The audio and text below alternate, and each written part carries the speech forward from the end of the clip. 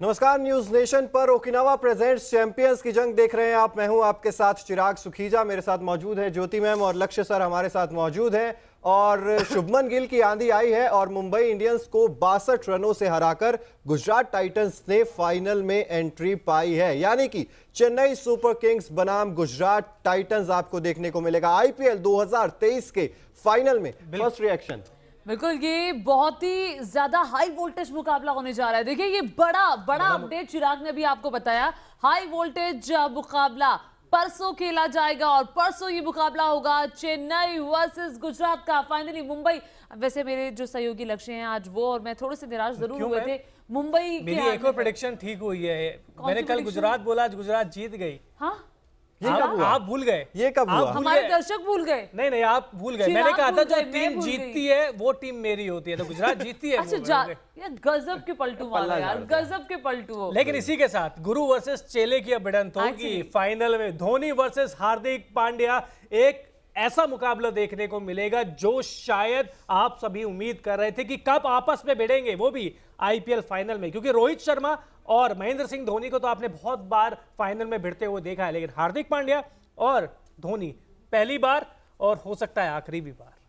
You never know कि अभी हो सकता है धोनी कम से कम आईपीएल फाइनल में। देखिए, 4 बार की चैंपियन है चेन्नई की टीम और गुजरात भी कुछ कम नहीं है। गुजरात ने पिछली बार चैंपियन बनी थी और ये 2 चैंपियंस की जंग है एक्चुअली में। बिल्कुल, चैंपियंस की जंग है और चैंपियंस की जंग में आप भी बैठे हैं, तो चैंपियंस की जंग है और दिलचस्प होने वाला है मुकाबला। लेकिन पहले अच्छा, आज के मुकाबले में बताइए आपके लिए सरप्राइजिंग फैक्टर क्या था? कोई सरप्राइजिंग फैक्टर? रोहित शर्मा? नहीं, मैं शुभमन गिल का शॉट देख के बस मैं एंजॉय कर रहा था। उसके बाद मुंबई के पास जो आया तो वो देखते शुभमन गिल पे इतने दर्शक ये कह रहे थे। ये देखिए, शुभमन गिल गजब की आंधी है, 129 रन 60 बॉलों पे 215 का स्ट्राइक रेट और इतना बेहतरीन उन्होंने खेला कि सब लोग कह रहे थे कि भाई ये क्या करके मानोगे, करना क्या चाहते हो? 4 पारियों में 3 शतक वो लगा चुके हैं। मुझे मैम ऐसा लग रहा था मैं हाईलाइट देख रहा हूँ। जब ये बल्लेबाजी कर रहे थे तो किसी ने पिंच किया कि नहीं हाईलाइट नहीं है, ये आप लाइव मैच देख रहे हो। चौके छक्कों की बारिश कर रहे थे वो। छक्कों की, आज तो छक्कों की सिक्सर किंग अब बन गए हैं, यहाँ के 10 छक्के लगाए हैं। और मैं कहूंगा कि मुंबई खिलाड़ियों की हमारी प्लेट्स बदलती जा रही है, लेकिन हमारी डिस्कशन स्टिल शुभमन गिल पर हो रही है। वो इसलिए शुभमन गिल पर हो रही है क्योंकि शुभमन गिल ने कमाल किया है, बेहतरीन। और इनके बारे में क्या कहेंगे? आकाश मधवाल पिछले मैच में 5 रन दिए थे, 5 विकेट लिए थे, आज 52 रन दिए हैं और इकॉनमी 13 का। नहीं, मेरा एक सवाल आप दोनों से है। मुंबई इंडियंस किससे हारी है? गुजरात से हारी है, शुभमन गिल से हारी है? शुभमन गिल से हारी है, नो डाउट। अकेले शुभमन गिल से हार गई है मुंबई इंडियंस, 5 बार की चैंपियन। अगर मुंबई इंडियंस शुभमन गिल को रोक देती तो शायद इतना बड़ा स्कोर वो नहीं बना पाते। बिल्कुल। और ऑल्दो उनके विकेट ज्यादा गिरे नहीं थे, दूसरे छोर से भी लगातार उनको सपोर्ट मिलता रहा, बट प्लेटफॉर्म सेट कर दिया था उन्होंने। और जो देखिए मजबूत कर दी थी। और शुभमन गिल की मैम इस पारी की सबसे अच्छी बात क्या रही? पहली चीज, पिछले मैच के हीरो कौन थे? आकाश मधवाल। पूरे सीजन में अच्छा कौन खेल रहे थे? पीयूष चावला। दोनों पर ही आते के साथ ही अटैक किया, दोनों पे छक्के करे, उनको मैच से बाहर किया, तो मुंबई की बाकी की बॉलिंग कुछ बची नहीं थी फिर। बिल्कुल, उसके बाद तो सारे आया राम गया राम होगा। क्रिस जॉर्डन को आप देखें कितने ज्यादा रन खाए, मतलब हर गेंदबाज की पिटाई तो उन्होंने की है बराबर।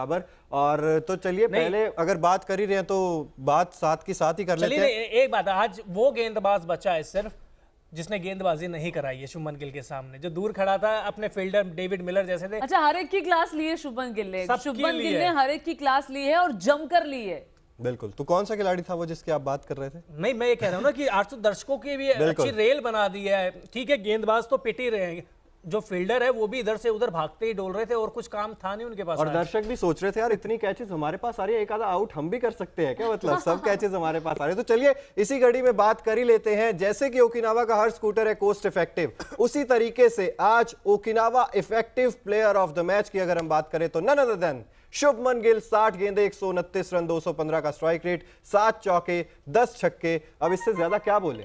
बिल्कुल, इससे ज्यादा सारा का सारा धो दिया, पूरा धो दिया है। 10 छक्के, 7 चौके। आप समझे नहीं मैम, सारा का सारा धो दिया। ये रिकॉर्ड ओपनिंग मैच था जो शुभमन गिल और उनके सहयोगियों की तरफ से खेला गया, लेकिन उसमें भी शुभमन गिल सबसे पहला नाम। और मुझे लगता है अभी तक के आईपीएल के इतिहास में, वैसे आप बेहतरीन बता पाएंगे, इससे ज्यादा अच्छा ओपनिंग बैट्समैन नहीं है कोई।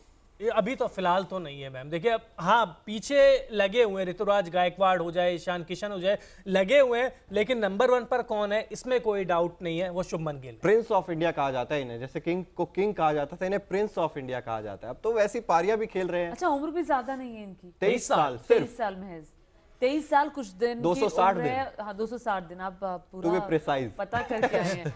23 साल 260 दिन, और ये लड़का जिस मुकाम पर है ये वो दिखाता है कि आने वाले दिनों में शायद ये लेजेंड बन जाएंगे।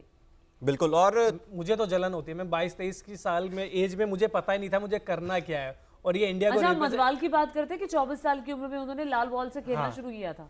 ये 23 क्या एज में उनसे कितने आगे निकल गए हैं, तो अलग है। पिता ने इनके लिए जितनी मेहनत की है, जिस तरह से वो पंजाब की किसी जगह पे रहते थे, फिर मोहाली में रह के आना शुरू किया ताकि उनका बच्चा को अच्छी कोचिंग मिले, तो माँ बाप का भी इसमें बहुत बड़ा कंट्रीब्यूशन है, जिसको शुभमन गिल कई मौकों पर याद करते हैं। बिल्कुल। और कुछ रिकॉर्ड्स हैं जो आज टूटे हैं शुभमन गिल के शतक से, वो ये है कि एक आईपीएल सीजन में सबसे ज्यादा शतक लगाने वाले बल्लेबाजों की लिस्ट में तीसरे नंबर पर आ गए हैं। इससे पहले विराट कोहली और जॉस अच्छा, ये वही खिलाड़ी है, मैं आपको रोकते हुए मैं आपको रोक रही हूँ, ये आप फिर से बताइएगा, ये वही खिलाड़ी हैं जिनके बारे में ये कहा जाता था कि ये टेस्ट खेल लेंगे, फिर आया ये वनडे खेल लेंगे, कि T20 के लायक खिलाड़ी नहीं है। ये वही खिलाड़ी हैं, उन्होंने आईपीएल के मैचेस में पिछले 4 पारियों में 3 सेंचुरी बनाई है, 3 बार 100 शतक को पूरा किया है।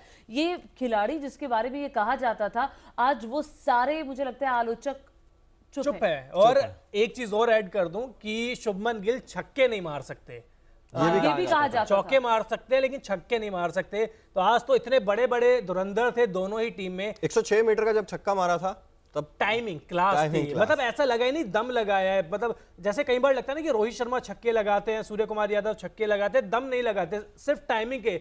और आज तो दोनों ही टीमों में बहुत बड़े बड़े धुरंधर खेल रहे थे, लेकिन सबसे आगे छक्कों में कौन रहा, ये रहे। और इनसे आधे छक्के भी किसी बल्लेबाज ने नहीं मारे, तो कितने आगे हैं आज ये, इनके बारे में आज पूरी रात बात करते रहे। सूर्य कुमार यादव पे मुझे लग रहा था कि अगर ये टिक जाते तो शायद कुछ हो जाता मुंबई का, लेकिन ये भी 61 अकेले पड़ गए थे। सही बात ये, अकेले पड़ गए थे। इनको बस एक ही काम करना था, मारना था, मारना था, मारना था।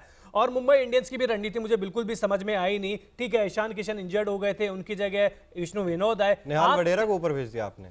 टिम डेविड को आप कर दीजिए ना, आप टिम डेविड को नीचे आप क्या रखोगे। जब आउट हुए थे, जब 45 गेंद पे 100 रन के करीब चाहिए था, और 12 से ऊपर का ज्यादा वो था रिक्वायरमेंट। अच्छा, बीच में मुंबई की टीम बहुत स्टेबल दिखाई दे रही थी और लग रहा था कि शायद ये मुकाबला जीत सकती है, जब इनके 2 विकेट गिरे थे और जिस तरह से तिलक वर्मा जिस तरह से उन्होंने खेलना शुरू किया था, तो लग रहा था कि शायद ये निकाल भी जाए, लेकिन जो लगातार विकेट्स गिरते रहे उसने उनकी पारी को, और मुझे लगता है कॉन्फिडेंस खिलाड़ियों ने शायद लूज कर दिया वहां पे। बिल्कुल, कॉन्फिडेंस खिलाड़ियों ने लूज कर दिया। और सूर्य कुमार यादव तो वहां टिके ही हुए थे मैदान पर कई देर तक, मुझे लगता है 3-4 मिनट तक वो वहीं पर सन्न खड़े हो गए। जीत के जाएंगे, लेकिन दूसरे सन्न खड़े हो गए। लेकिन एक चीज ये भी है ना कि ठीक है, गेंदबाजी तो खराब हुई है, बैटिंग में किस्मत ही खराब रही। ईशान किशन इंजर्ड हो गए, कैमरून ग्रीन इंजर्ड होके रिटायर्ड हो गए थे। फिर सवाल वो तो इंजर्ड वैसे ही है, वो 10 बल्लेबाजों के साथ ही है। एक बार बीच में आए, आपने आधी सेंचुरी बनाकर आप चलते बने 2 दिन इससे पहले वाले मुकाबले में, अगर हम छोड़ दें तो पिछले मैच में भी वो कुछ नहीं कर पाए। मैं तो आज लिखित में दे सकता था, रोहित शर्मा नहीं चलेंगे, मैं लिखित में दे सकता था। क्यों दे सकता था? इससे पहले आज के मैच से उन्होंने 14 प्लेऑफ मैच खेले, मतलब नॉकआउट, क्वालिफायर, ये प्लेऑफ मैच। 14 मैचों में सिर्फ 125 रन है, 9 की एवरेज, 88 की स्ट्राइक रेट और 26 बेस्ट है। तो आप सोचिए कि हम 1-2 मैचों का आंकड़ा नहीं बता रहे हैं, 14 मैचों का आंकड़ा बता रहे हैं। एक बार भी नहीं चले, आज भी नहीं चले, कहानी सेम है। क्या होगा?